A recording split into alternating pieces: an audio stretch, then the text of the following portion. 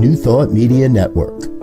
We are a global broadcast network of positive music, media, and entertainment, inspiring humanity's evolution along the journey of enlightenment and creating a world of love, peace, empowerment, and prosperity for all. New Thought Media Network. Positively inspiring.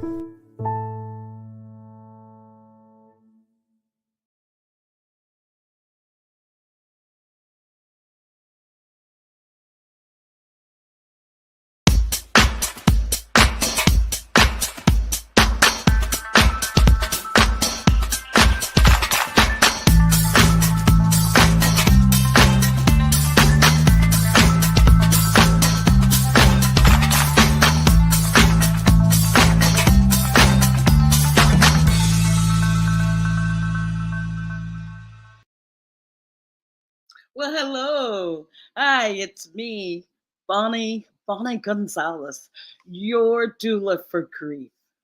Welcome, welcome, welcome. I just want you to know that I am still a grief coach, a registered nurse, a religious science practitioner, and a soul collage facilitator. And I'm just here doing what I so love, what so speaks to my heart. And that is bringing grief out of the shadows, bringing it right smack dab into the center of our lives. As you know, that grief is a vital part of living. It is a human experience.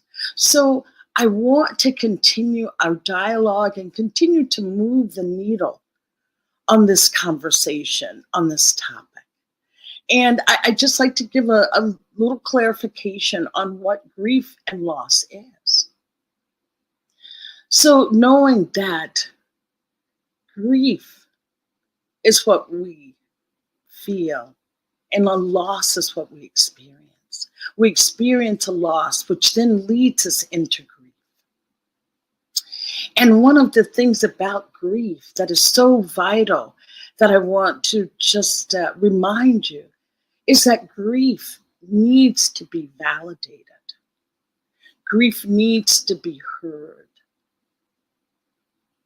And once we are heard and have this grief validated, grief has this magical superpower, and that is to heal us.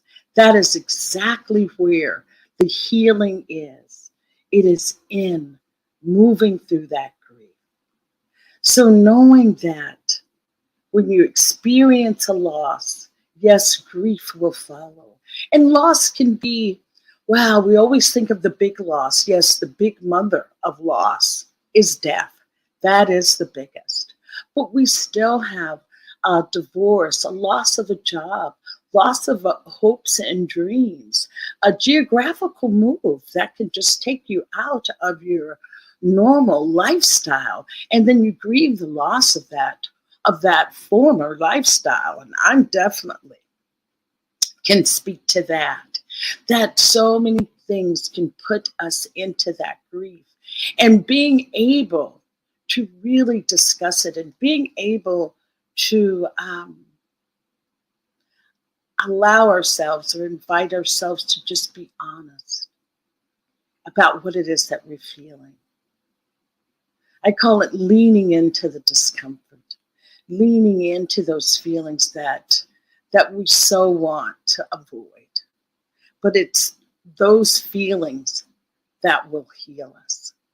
So I want you to just sit back today and make this a part of your day. You can always drop comments in. We pre-recording, but you can always drop a comment in the comment box, send me an email, and definitely will respond. So with all that said around grief, here's what I can't believe is that we are at the holiday season. Where did this year go? Where did this year go? But we are here now with the holiday season. And oh, I have just talked with so many people that really basically almost dread our holidays. And it's like, how could that be? How can we reestablish a good feeling around the holidays? And and here in the US, basically the holidays start with Halloween. So you get Halloween, and then you get Thanksgiving, and then you have Hanukkah, and then you have Christmas, and then you have Kwanzaa, then you have New Year's Eve, and you have New Year's Day, and some people even make the Super Bowl a holiday, a big holiday, and it is a big festive time. And all I'm saying is that all of these special events coming together at once really stresses people in so many other ways other than our grief that we're going to talk about, but just that people are already feeling stressed, stretched to the max, overcommitted, maybe overburdened. And then you add on to that, what happens is that thoughts of our loved ones that have passed, that have transitioned, comes into play. And so that's asking a lot. That's asking a lot from all of us, from each one of us. That is asking a lot.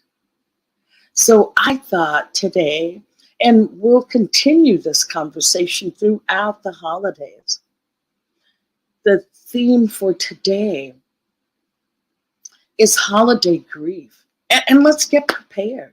Let's get prepared. Being in California, an earthquake country, what is that, emergency preparedness? Maybe that's how we should treat the holidays. Emergency preparedness, or just being prepared. And I have the most exciting guests to help me unpack this preparedness for holiday grief, or just unpacking some more awareness around grief. Because I feel that the real key here is that we don't discuss grief. So therefore, it's just truly difficult to navigate these times when you have a subject that you are reluctant, or it's a subject that's not always welcome. But we're changing that. So I have just, oh my gosh, the most wonderful guests. I was like a kid at Christmas, so excited last night I could barely sleep, knowing I was having the one and only, the incredible Reverend Michael Magnus here today with me to help discuss this precious topic. And just a little bit about Reverend Magnus before he comes on. Just that he has been the director of the Center for Spiritual Living in Cuyahoga Falls, Ohio, for the past 18 years, even though he doesn't look a day over 18. Reverend Magnus recently graduated from Holmes Institute with a master's degree in consciousness study and a certificate in ministerial studies. He's been an active wedding ministry performer, and he has performed over 750 weddings for couples in the eastern Ohio, western Pennsylvania area over the last 15 years, and is also a certified premarital counselor. Kudos to him. Hats off to a lot of people to bring happiness and joy to, or celebrating in those special occasions. And currently, Reverend Michael is active on the New Thought Media Network with his Friday evening fireside chat and membership on the network's international prayer team. Reverend Michael also serves as a show producer and was invited recently to be a member of the network's media team that provides video streaming for New Thought organizations and spiritual events. Reverend Michael currently lives in Akron, Ohio, with his practitioner wife, Diana. So please help me welcome Reverend Mangus to our show today. How exciting! How are you? How are you? How are you navigating all of this? This bio was like, wow, he's packed a lot of living. You've packed what? 500 years of living down into, I'm sure you're only 40, into 40 years. First of all, Bonnie, thank you so very much. And I really consider it an honor to be asked on your show. Oh, yeah, it's just, life is interesting. You think you're going to go, like when you get out of high school, you're going to go in one direction and then you go in another direction and then it leads you back into, again, another direction. So yeah. it's interesting. Again, when I got out of high school, again, interested in radio. So I worked a couple of years in broadcasting. And then I said, well, I don't want to do this anymore. So I served for 32 years in local government, being a tax collector. Tax collector. Okay, yeah. Next guess. Wow.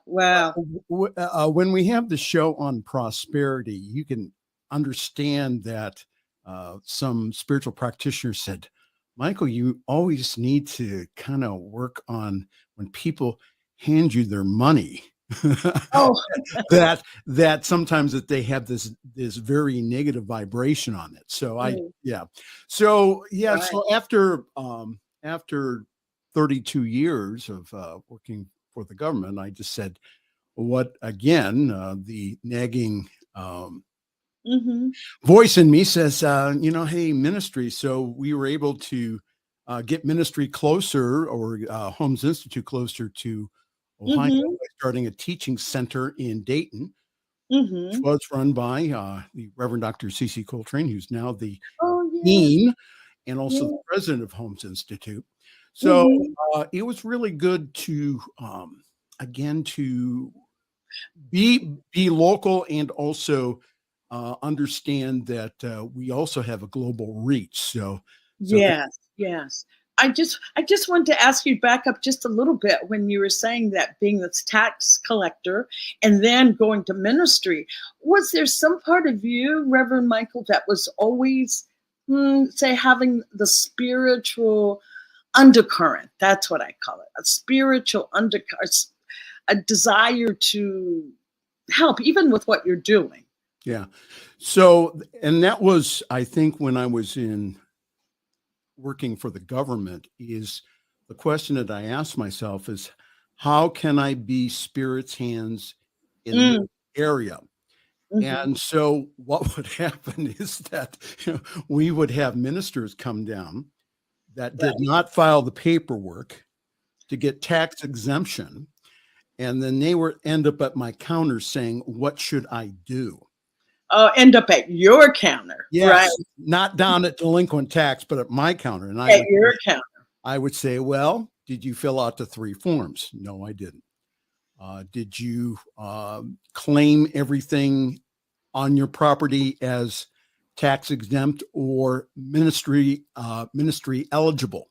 No. So I really tried to again to be Spirit's hands there, even though that it really, for me, I mean, that was a very interesting job. But I think that after 32 years of it, and also it was just time for me to get out of there and to also to do what I really love to do, which is ministry and also media. So, so you married the two.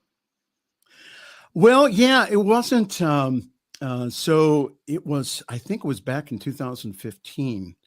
And I was listening to a shortwave radio station, and one of my friends, Ted Randall, he had on a gentleman who did amateur radio Mm-hmm. test prep. And I'd always wanted to get my license. And Right. so I was listening, and then Joe, could you just put me in the shot just for a second here? Take Bonnie out and just put me in the shot for Yeah. just a second. Oh, or maybe I can do that. I can here's what I'll do. Okay. There you go. Okay. So again, after that show, I saw this. I saw me in front of a microphone, honest to goodness. Wow. And so, yeah, you can come back in the shot here. Okay. Bonnie. And that's just what I was going to ask. Was there some aha moment? Was there some aha moment? Yeah, the aha moment was that for some reason that's again, I kind of put that on the back burner as far as being in radio and doing radio. So within 6 months, I had not only my my extra amateur radio license, and that's a whole nother story. Right. I had that, plus I also had my my commercial operator's license. And again, that's another miracle that I found someone who I was very familiar with, who worked for the county, for the domestic court, who just happened to be an amateur radio operator and also a commercial tester. So it just happened to be. Yeah, it just happens to be. So that's yeah. So again, going back into the whole idea of going back to school. I went back to school when I was 57, and I think that for me it was quite a change, because I had not been back in school for a while. I again did very well on my testing for the radio licenses, but again, studying, doing papers, all that stuff. Yes. But again, I think that this, it's one of those things where it was interesting going through it, but I'm really glad I did it. So that's why I say, no matter what age you are, if you want to go back to school, and then just do it. Do it. As Nike says, just do it. I'll tell you this quick one. When I was in nursing school, I was in nursing school with a woman who was 65 years old. And I thought, oh my gosh, but I've always admired that. And then I get to be 65 and I'm in school somewhere. How did this happen? The tables turned. But yes, never give up on your hopes and dreams. Never. It's never too late. No. And so with that said, and I'll fast forward now that just one thing before I fast forward. What is the difference between Pastor Mangus and Reverend Mangus? What's the difference between a pastor and a reverend? Nothing. Okay, thank you for that. So, but the reason, so I was ordained back in 2013 by someone who is very familiar within Science Mind, with New Thought circles, and that is the Right Reverend Bishop Carlton Pearson. And again, that was one of those other coincidences that just happened. I just happened to have a friend who had a friend who wanted. Well, it was just that it was right before the Supreme Court legalized same-sex marriage, and there was something in me that just says, I better do this, because it was going to take a while for me to get acknowledged by the Centers for Spiritual Living as a minister. So what I did was I went ahead and Bishop Pearson was very kind, and I went through a process with him. And so the reason I use the term pastor, and again, I still use it. The reason I use the term pastor instead of reverend, especially around people within Centers for Spiritual Living, is because that the title of reverend is very much revered. And so I didn't want to offend anyone. Again, I still offended people by the term pastor, but I didn't want to use the term reverend because then that would say that, especially when I'm working within CSLs, working within Centers for Spiritual Living. Mhm. So, yeah. So no, and I use the term pastor, especially with my the couples that I marry. When Right. they hire me not so much as a minister, but they hire me more like a vendor.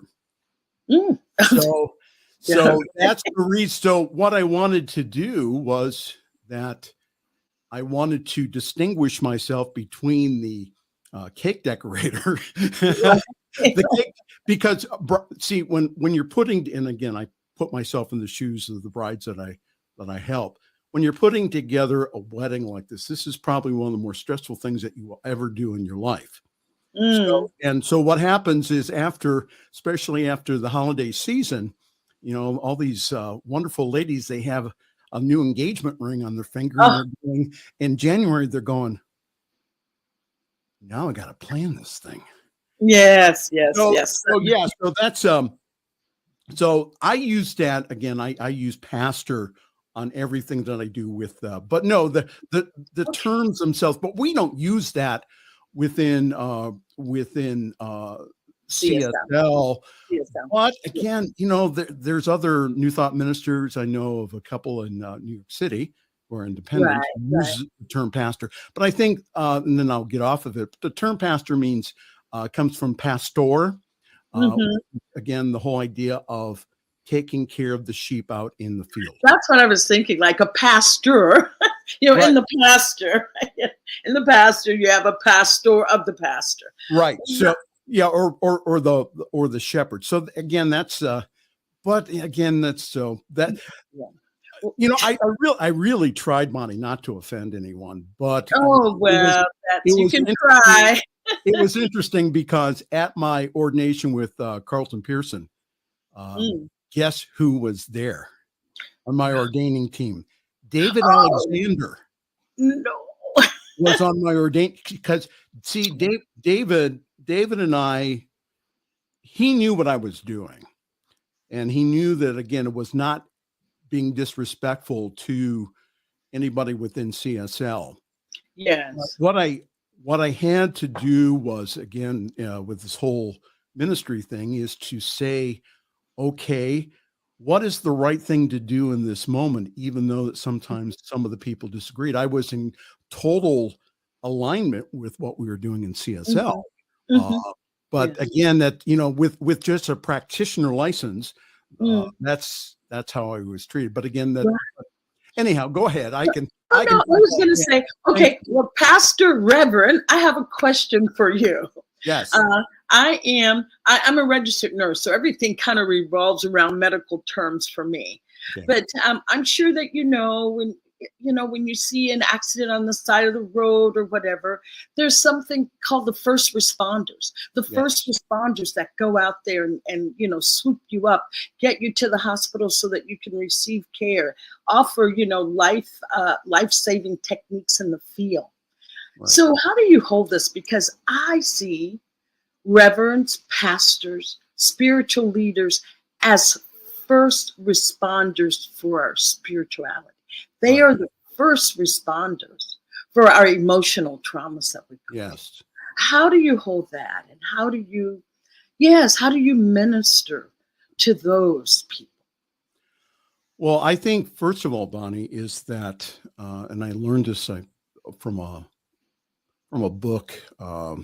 I forget the author, but she was in seminary, and that she was doing kind of a internship at a hospital, and Mm-hmm. so she was in the ER in the emergency room, and she was standing there, and there came in Mm-hmm. a, a victim of a car accident. And she went to a nurse and she said, "What should I do?" And the nurse said, "Your job, while we are doing everything that we're doing, Yes. is to know the presence of God within this situation." Yes. Yes. So I think that that's for me, that's the that's the first response, is to Mhm. understand that that I am, again, that vessel in that moment, Oh, I love that. representing the divine. So for Yes. me, that I personally, especially with individuals going through grief, is that I listen Mm, 80% of the time, and then 20% of the time talk. And so to really let the individual know that I am really listening. And yeah. sometimes what I'll do is I'll do reflective listening. I'll say, Mhm. they'll go ahead and I'll talk, and then I'll say, what I'm hearing you say here is in this moment, I'm just hearing your sadness, your grief, your again, Mhm. that you really cannot believe what is going on. So I'll do some reflective listening like that. Yes. I Yes. think Yeah. for me, I respect one of the uh, touchstones of when I do counseling is the whole idea of understanding that the individual is the divine also, is the divine presence. So they have their own answers. Now, let me share with you again the evolution of New Thought over the years. When Yeah. I got into New Thought back in the 80s, things like grief, things like sadness, trauma, what Mhm. would happen is that, again, well-meaning ministers would I hear say, you. well, you need to forget about that. Mhm. Can you just let that go? Okay. So through a series of events, I ended up in a hospital Uh-huh. for food addiction and also for codependency treatment. So Wow.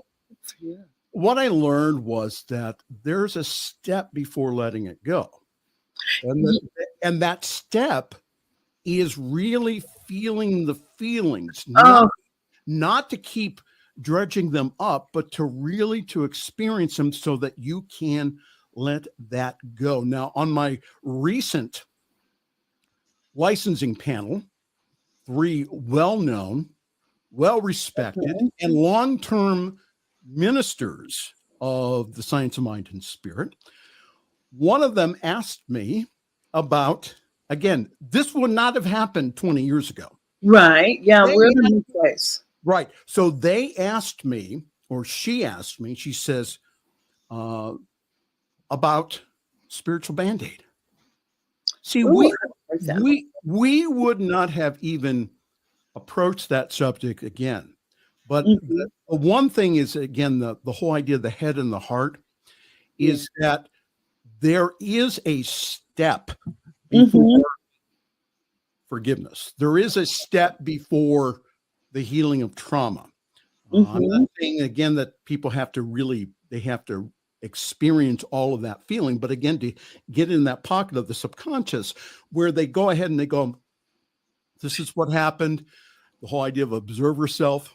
Right. We can talk about that, but to really to experience it and then let it go. So for me, what has happened is that Mhm. doing that is that I was able not to be angry, Mhm. not to be hurt, not wanting to take vengeance out on people because, Mhm. again, that I have gone through a majority of the feelings. Now they still come up, Yes. especially around this time. So we can talk Exactly. about that here in a moment. But Yeah. I think that uh, for me is that is an important part of healing. Again, I think that Mhm. being a trusted advisor, uh, a helpful counselor, is Yes. to really to not only just to be there and to be the Mhm. presence of God, but also again to ask the right questions to get who's ever in front of you to use the God resources that are already within them. So Mhm. Right. And I was going to say, I use the term, if you can feel it, you can heal it. yes, Or to heal it, you have to feel it. Yeah, right. And I feel that so many people feel that if they allow themselves to feel rhythms, that they will be taken down, they will be overwhelmed by it, they'll never surface again. So that's what I think that's what people need to understand. Right. That you feel it, that it comes to pass. It comes to pass through you. It only stays in you when you suppress it and not allow it to come through. And may I just kind of give Sure. kind of a hint here? So the reason I think that some people are afraid to experience their feelings is because, again, that maybe they weren't trained or brought up. Again, that in my childhood, again, Mhm. how I saw anger all around me, but how dare I express anger Mhm. or any other type of negative feelings? So Mhm. again, Mhm. especially growing up male. And so again, guys do have feelings besides anger. Mm. And so again, it took me a lot of therapy and again, coaching and people around me to have me experience the full uh, Mhm. spectrum of feelings. I Of can tell you emotions. today, not only maybe that I'm angry, but maybe that I'm sad. Or Mhm. I can tell you, I can use descriptive words to say that. That Yes. wasn't always the case here. Right. And again, so that's I think that's what's Well, going on really now with again with kind of an enlightened mhm. view within New Thought is that Yeah. there is a step before forgiveness. Again, sometimes that step uh, Right. we think we need to go ahead and to forgive, but there may be a step that goes before that, and that's feeling the feelings, Mhm. feeling the anger, feeling the rage, and Yeah. then again with the purpose of letting it go. That's Right. that's the purpose. So Right. it's not to dwell in the feelings, but to say, listen, I'm going to really feel these and I'm going to then let that go. But again, I think that sometimes it needs a facilitator to be able to do that. So and again, with the advent of the internet here, I mean, Oh, you don't goodness. even have to leave your house. You can go on. There's no reason. There's no reason not to get help unless you don't have a computer or internet. That's the only. Right. Yes, there's help. There's help 24/7. Um, I was going to say there was one thing when I was back when you were talking about being in that emergency room and talking with that patient. I just wanted to share this from a. I was working in intensive care and I had a patient that had not done well during his open heart surgery. A Okay. couple times actually heart had stopped and had to be resuscitated and was having a really difficult recovery. And so I got to talk with him about that time. And he says, I don't know what was going on exactly in the operating room. He says, but there were moments that I was out of my body in the waiting room where his family was and could feel his family praying for him. He could feel it. The more they prayed for him, just the more he felt back again connected to his body. Wow. So I think for you to bring that up is just absolutely beautiful. And I think that one of the ways I think that especially that we can be the good friend, the good helper in situations, again, is when we do have grieving people around us. And again, I'm thinking back on one of my friends whose wife, who I knew, who suddenly passed away last year. Hmm. And that, Suddenly, did you say suddenly? yes, yeah. Those are the hardest. She was in class that evening Oh my with goodness. us. She was in class that evening with us. I'm with Dr. Tom Senar, who's Hmm. one of our instructors at Holmes Institute. Well, I'm in his private classes on Wednesday nights. Right. So my friend and his wife, again, they were just in class, and then we get the notice the next day. So watching my friend here, the past year has really been, again, kind of eye-opening to me. And I must admit, on my end, it's after a while, and I'm telling on myself here, after a while, I'm going, well, why don't you just get over it? And this is me. Yeah, this is you. Exactly. This is me. And I'm going, Mm. no, this is his process. And to honor that, Mhm. and just to be there with him. I mean, he still is counting the days. Yes. He's Yes. still saying, this is really difficult. This is really Mhm. hard. But again, I think that he's doing, again, all the healthy things, which is, again, he comes to our class on Wednesday evenings. He has found other things to do during the week. He still honors his wife, who I really do believe is still with Right. him, helping in spirit. Navigating. Yeah. On the other side, that, again, just the best thing I think that Mhm. we can do is, again, just to listen, just Yes. to say, listen, however long that it takes for you, take it. Mhm. Don't put a time limit on saying, well, after a year or even No. after 2 years or 3 years.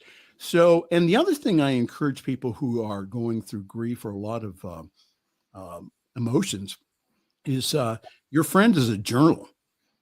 Write Mm. all of those down. Now, the other thing too that I watch out for, especially in my friends who are going through grief, is I listen for things like, I don't want to live anymore. Oh, of course. Yeah, I don't want to live anymore. I'm, Mhm. Why the bother? world would be better off without me. And Mhm. so Mhm. those are kind of the warning signs of maybe we need to take this, we need to talk about those feelings and to, again, I've had friends of mine. I had one friend of mine, a very close friend who took his life because he thought it was the right thing to do. Right. So, and I just want to say to anyone who is watching today is that that's not a viable option here.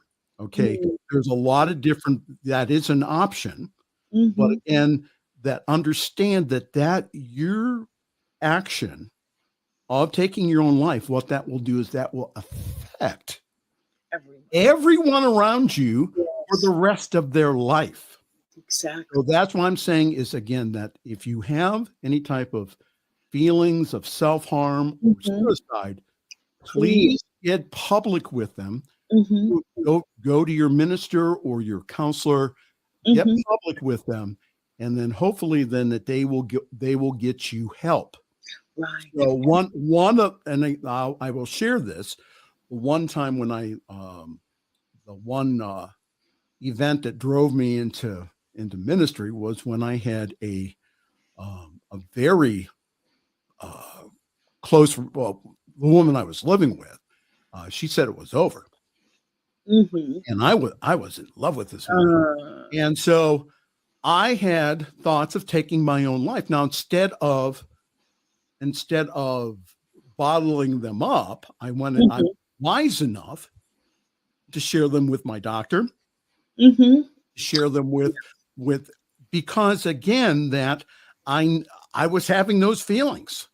They were real for you. They were real. Yeah. Absolutely. So what I did was, again, I got public with them, and then my physician at that time, he um, he said I'm going to put you on some medication, Mhm. but he said you have to promise me on your word that you will not take your life, and he would not let me out of his office until Wow. I convinced him of that. Mhm. Mhm. So I think that, again, getting public with the right people, and again, Yes. Letting. getting Yep. getting Right. Oh no. getting public with, again, your minister, getting public with your therapist, getting public Mhm. with your doctor. I think that those, because they can help you, again, to navigate those feelings without acting on what you're thinking. Right. And I would also like to take it one step further. Yes, being totally honest, but also we as just people in the lives of other people, checking in on people that you know may be having a difficult time, or Right. just checking. You don't even know. Maybe you thought they were fine, but just checking in. What is that term? I am my brother's keeper. That it's maybe time to embrace some of that. To say, let me check in on Miss Brown. I know her husband died 2 years ago, and this is Thanksgiving. She may be feeling whatever. Just checking in on each other. Right. Um, and and there was one other thing that you talked about when you said listening, that all we have to do is just listen. I was reading something that was talking about that there's a difference between listening and hearing. Right. That we can listen, listen, listen, but do you really Here. hear? Right. Do you really hear the unspoken pain? Do you really hear what the desire is, or the desire not to have? So I love that. It's like not only listening, and when you said that you do that reflective feedback, that's what it is. It's saying, this is what I'm hearing, not that I'm listening to you. It's like, I'm Right. hearing you say X, Y, and Z.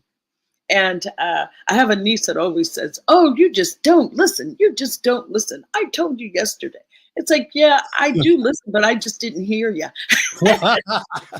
so so that so our conversation here is bringing up I've recently I have someone who I graduated from high school with, who's not doesn't live that far away from me here in Akron. And this is her first Christmas without her husband. Mhm. And so I didn't find out about the funeral, but she called me. We're Facebook friends, so she called me. She has her husband was also an amateur radio operator. So Mm. I was able to go over there. And that's on my to-do list this week, is just to check in with her, but to enter into enter into the conversation and just be there. She Mhm. wanted me to go through his equipment and to, maybe that we're going to be able to sell some of that. But I Oh, think that whole thing of, again, that, she's going through the first Christmas the without first. her significant other. Mhm. So I think that's uh, one, again, that what I encourage people to do, again, is to what we talked about, is to, Mhm. again, have people that you can go to, that you can just go Yes. ahead and just say, this is really tough. Uh, Mhm. and it may involve, or may include, doing things differently this Christmas. And For example, maybe this isn't the Thanksgiving or Christmas that I do the dinner. exactly.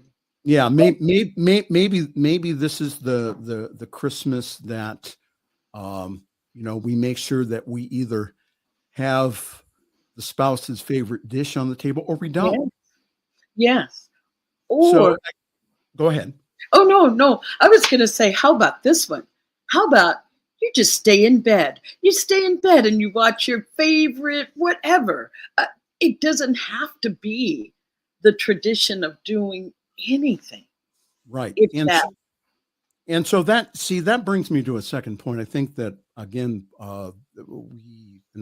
I got a real good lesson in this when I was attending and also working with people in adult children of alcoholics. Okay, uh, so what would happen is this: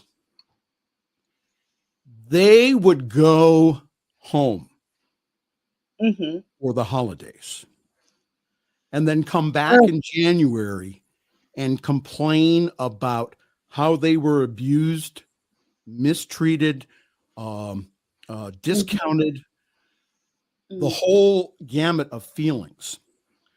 So I think that, again, in our culture, is that there is an unwritten rule that we should go home for the holidays. yes, All yes, right. So and for me, that's one of the things that, especially in recovery, is I had to grieve over the fact that I did not have a supportive family. I hmm can't, I mean, there was a couple of times where, again, on Thanksgiving and Christmas, where I just stayed in my room and cried Uh-huh. because, again, of that whole myth that, Yes. of the supportive family. My family, now again today, love them. And sometimes I have to kind of take them in bits and pieces. Okay. Yeah, isn't that what Wayne Dyer says? That if you want to see how spiritually evolved you are, spend a day with your family. It's Oh, absolutely. No. So yeah. one of the things that I did after noticing that for a couple of years is that I would bring up as a topic, well, why don't you go ahead and not go home? Yeah. And so, but okay, so Yeah. I brought that up at the meeting, and these people like deer in the headlights. Mm. What do you mean not go home? I mean, who installed those rules in you? Mm-hmm. Again, it's your family, again, Mm-hmm. their family, and so on. Right, So, right. see, and that's one of the things that for me that I had to spend some time in grieving over. So what I had to do, especially around making the holiday special, was that I had to say, okay, what do I need to do to make the holidays special? What do I need to do? Not them, but what do I Right. need to do? So some of the things that, again, over the years that I have adopted is, again, maybe go to another, like a liturgical church service on Christmas Eve. Mm-hmm. Maybe go see, maybe go see the lights with someone that I really care, with Mm-hmm. Diana or someone else that I really, that I have friendship with. To again, maybe do some volunteer work at that time. Yes. If So, but pitching. right, but again, and I'm not saying to use that to mask your feelings. I'm Mm-hmm. saying that that's some of the things that I had to do over the years to go ahead and to say, well, you know what? They're not going to change. Okay. Mm-hmm. Um, they don't have the capacity to be the healthy family that I think they should be. Mm-hmm.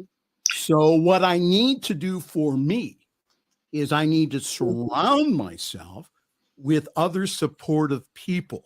Now, for example, like there was the big discussion for Christmas this year. That again, Christmas is going to be on a Sunday. Sunday. So some of the things that we've done here in Akron on that Sunday is that we had kind of a healthy family Christmas. Mm-hmm. We would do like a small dinner, and also that we would go ahead and we would share around the circle. So I think that's one of the things that I would suggest to do is to, again, find a healthy tribe around you. Mm-hmm. Find a healthy community around you. Mm-hmm. Have some people that you can call Yes. on the holidays and say, listen, this is just not working. Mm-hmm. I'm really having a tough time today. And again, someone on the other end, not to give advice, but just to go ahead and just kind of witness that. Yes. Those are some things. So again, that's what I'm saying. And I'm saying this again with the kind of the asterisk that says that this is not about spiritual Band-Aid here or replacement. This is about moving through the feelings. And so what I did was at these meetings is that I would suggest, and I had to do this too, is that I had to have an alternative Thanksgiving, an alternative Christmas with people that truly did love me. Because again, if if you always did what you've always done, you're always going to get what you've always gotten. Yes. Yeah. Yes. So the family, I love my family, and that my blood family, and that they don't understand, they don't get it. Sometimes Right. some of the things that they say and do, I perceive to be toxic for me. Mm-hmm. So that means that maybe that if it's still toxic, maybe it's not the Christmas to go home. Doesn't mean that you always have to do this, but maybe this is the Christmas that That you sit it out. that you sit it out, that you do an alternative.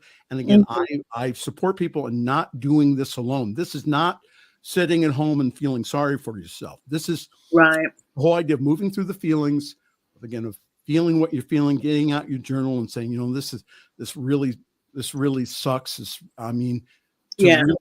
To write that out, and then again to have someone again Mhm. healthy healthy witness. Go ahead. And no, I just wanted to say I love what you're saying, because it's the first tip that I plan to give, is to be ruthless, be radical with self-care. And I'm not talking about self-care with massage and pedicure. That's good too. But I am saying, look around you. What people can you be with that don't drain you? What people that you can be with that you can speak your truth? Right. And I feel that the radical self-care, I'm giving you permission. If you feel like, oh, I don't have permission, as Reverend Michael says, to skip Thanksgiving with the family, your doula for grief is giving you permission. Go ahead. Also, I will write you a permission slip. I will write you personally. All you have to do is, I need a permission slip not to go home. I will more than happy to write you out a permission slip to be able to do that. One of the things that I think, and I was just thinking of it, is that maybe, again, to make the holidays special for you, is maybe what you want to do is take a look at how they celebrate in other cultures. For example, in Iceland, and again, I do not recall the name, but in Iceland, what they do is that on Christmas Eve, that there's an exchange of books. Mm. And so what they do on during the night is they eat chocolate and Oh, read the book.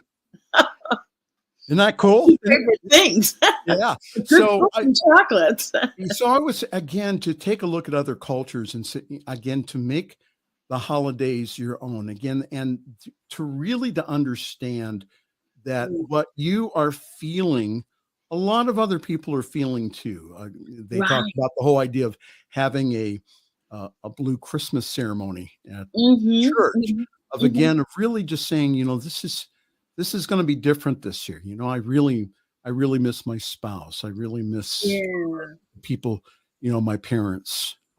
So I think just again to acknowledge that, and to again to start maybe doing things differently. But again, this is all up to the individual.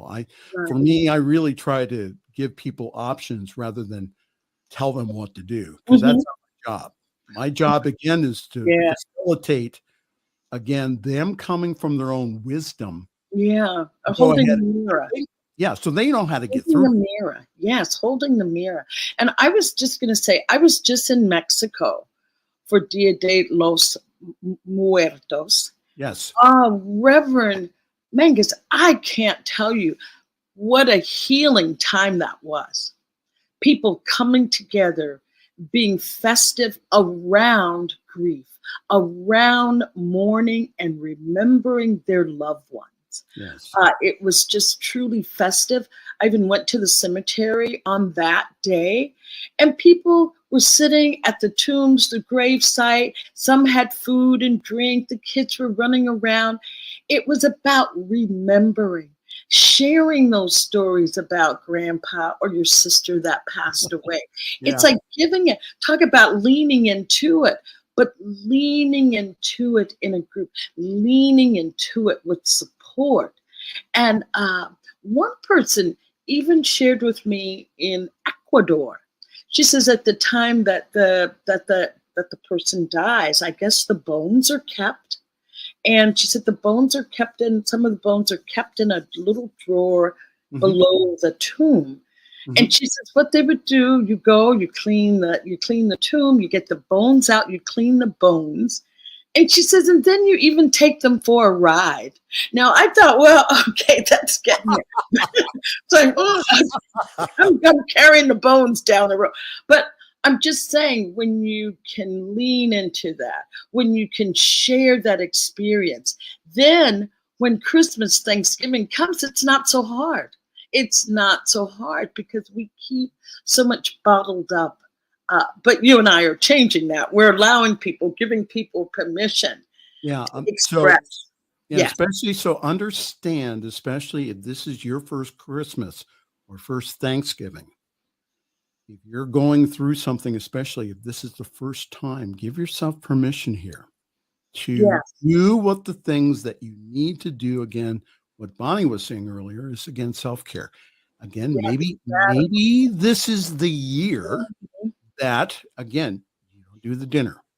Maybe Yes. that you can say, well, I really just don't feel really up to it. Can we? There are places that are open on Thanksgiving. Mhm. Can we go? Can we go maybe out to eat? Can Yeah. we go anything that you feel that would support you? I encourage Yeah. again, especially again that that journaling. I think that Mhm. that's of really just getting real. If you can't get real with anybody else, get real Get. with your journal. It's just to say, you know what, this really sucks. I really feel really sad Mhm. Mhm. because this is the Yeah. New Thought Media Network. I will not use profanity. No, you will just tune into New Thought Media Network to Yeah, help get you through the holiday. and may I say too, also that we, especially on the network, is we do alternative Mhm. things. So one of the things that myself and host Laura Topper do, this is our second year of doing it, is we are going to have a Hanukkah for everyone, Oh my in, gosh. in which we will light the candles, in which we will recite the prayers in Hebrew, again, Mhm. in a way that is, again, to start doing things differently, to really to start putting meaning into the holidays, and to also to say, you know what, again, there are some of the things in the past that maybe are not working now. So Right. can I at least step my toe into something? You Yeah. don't have to, again, the change does not have to be overnight. Mhm. Now, do I suggest it, like for example, like at the 12-step meetings, do I suggest that you not go home for the holidays? If no, what I'm saying to you, to people watching, is really to trust your gut. Mhm. And if that's something that you need to do, then don't do it alone. Oh. Talk to your therapist, talk to your minister, talk to people around you and say, this is, Mhm. I really don't feel real comfortable.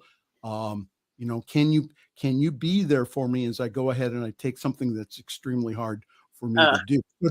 So don't you do just because that you heard this Right. this redheaded You reading? from Ohio say it. No, No. get support around you. Yeah. Get that healthy family around you. And again, that my community for me is I will say a hell of a lot more healthier than That. my own immediate family. And Yeah. that's because that's my family of choice, not my family of chance. So Great. And I was going to say, you're reading my list, and I'm just going to give one tip, and the kids, we're going to have to go. that's But right. one thing I call is a grief buddy. Get yourself a grief buddy. Somebody that, say you want to go to a party, but it's the first Christmas party you've gone to since your loved one died. Have that buddy go with you. And when you get to the point like, I can't do this anymore, you have somebody help you leave, to help you make that exit of not feeling good, or someone to look over and say, yes, this is going well. So you could call it a grief confidant or a grief buddy. A grief And buddy. So and I would say also that again, understand that the holidays, again, that especially the Christian holidays, were plastered over the pagan holidays. And yes, again, the whole idea is what we're doing on the 21st on winter solstice is what we're doing is we're welcoming back the that's the light. yes, We're yes. welcoming back the light as we understand the mystical meaning of the word Emmanuel, which means God is with us. So Mm, again, during the time of, again, the holidays, is to understand that even right. though that we're going through a dark time, that the light will return. Yes, So yes. see, that's That's the hope of Christmas. That's the hope of the holidays. Is that again that the light is returning. So as we deal with as we deal with our feelings, as we go ahead and we move through them, what will happen is that the light will return. Great. Oh, thank you, Reverend Mangus. What a great note to end on. That the light will return. Yes. And please, and you'll let us. How would we find out when you're doing the international holiday? You and Lauren. So we will start that. I think it's closer to Christmas this year. We'll have to stay tuned. So, and again, Joe just put up my email, pastormichaelmangus@gmail.com. Yes. Please, even if you're going through something, know this, I'm there for you. I am an email away. Please contact me. Is that I am here for you, especially for the holidays. And again, that you can get, I want you to know something here. I'm looking right in the camera. You can get through this. You can, if this is the first one, is that you can get through this. However, it's going to take a plan to be able to do that. So Bonnie and I have recommended, have a plan. Again, please, have a plan to get through it. So again, pastormichaelmangus@gmail.com. Would love to get your feedback. Program. And we can see you on Friday nights on Fireside Chat. Yes, so and also I do produce a couple more programs. Oh, you do a lot. Thank you so much. Thank you so much for being here. And I just want to ask you to be in gratitude this Thanksgiving Day. Be in gratitude for having had those people in your lives that you have lost. So just be in gratitude for all they brought. And thank you, your doula for grief, and see you next week. Thank you so much. Ciao. Happy holiday. Happy Thanksgiving.